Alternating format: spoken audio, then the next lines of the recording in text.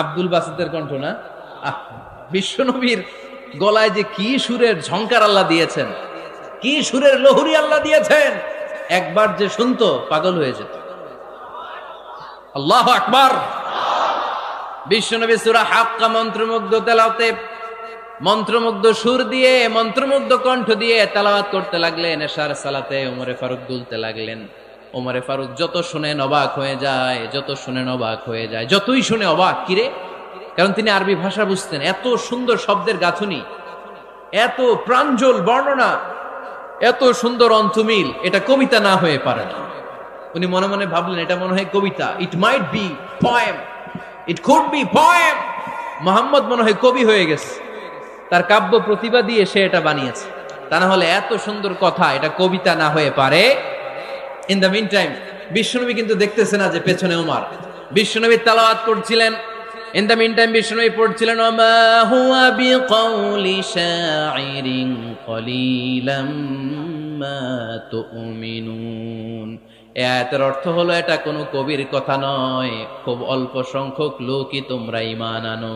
সুবহানাল্লাহ পড়ে। এটাকে বলে কোইন্সিডেন্ট। কোইন্সিডেন্ট, হুট করে অনেক সময় মিলে যায়। যায় কি যায় না? আপনি একজনের কথা ভাবতেছেন, বাজারে গেলেন, বাজারে যেই দেখেন ওই লোকটা দাঁড়ায় আছে, এরকম হয় কি হয় না? কোইন্সিডেন্ট। ওমরে ফারুক মনে মনে যেটা ভাবতেছে ওই কথা দিয়ে বিশ্বনবী তেলাওয়াত করতেছে। আল্লাহু আকবার।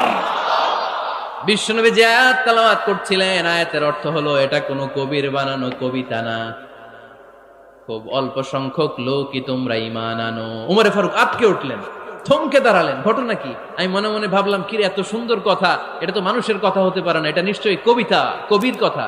কিন্তু মুহাম্মদ এখন আবার পড়তেছে ওমা হুয়া বিকাউলি শাইর, এটা কোনো শায়েরের, কবির কথা নয়। কলিলাম মা তুমিনুন, অল্পই তোমরা ঈমান আনো। তার মানে আমার মনে যা চলে মুহাম্মদ এটা টের পায়। মুহাম্মদ গণক। নাউজুবিল্লাহ পড়বেন না? মুহাম্মদ অনেক বড় মাপের একজন গণক।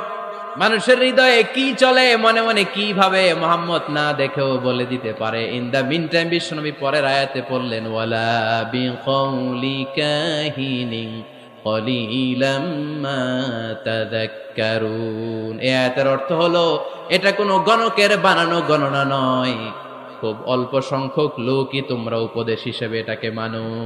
সুবহানাল্লাহ পড়েন। এবার আর ওমরে ফারুকের সহ্য হয় না। কি আজীব তামাশা! প্রথমে মনে করলাম কবিতা, মোহাম্মদ কয় কবি না, সে কবি না, এটা কবিতা না। তারপর ভাবলাম সে গণক, সে আয়াত পরে পরে বলে দিল এটা গণনা নয়। তাহলে এটা কি? এটা কি কবিতাও না, গণনাও না, তাহলে এটা কি? বিশ্বনবী তখন বললেন